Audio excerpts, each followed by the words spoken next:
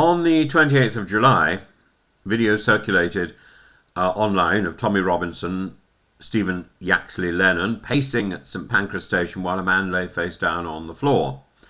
Witnesses said Tommy had been confronted. Robinson said he acted in self-defence. Hours later, he slipped off to Tenerife, then mainland Europe, before turning via Portugal.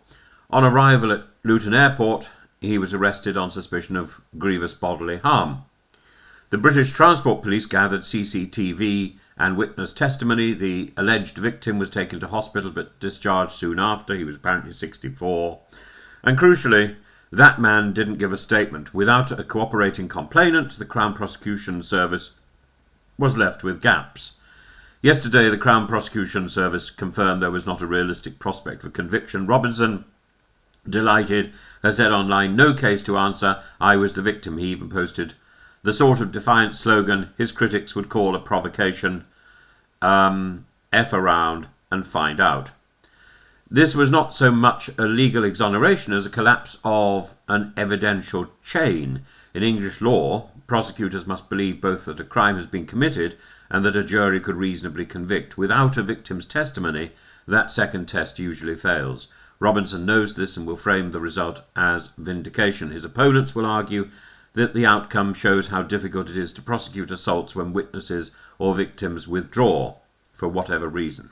Robinson's supporters will cast this as proof of police overreach. His detractors will say it exemplifies his pattern of conflict followed by the claims of persecution.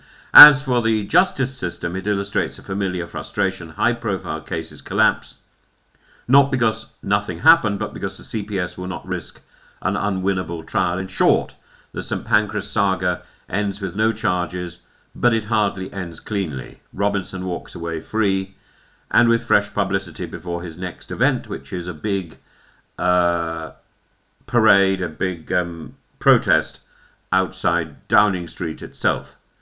So I'd be very interested to know what you think about this.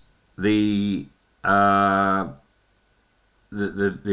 case, which went on from the 28th of July to early August, it underscores a poignant tension in criminal justice. Even when evidence and public interest converge, prosecution may be untenable if a victim declines cooperation. Robinson avoids charges not by definitive exoneration, but through the collapse of evidential integrity.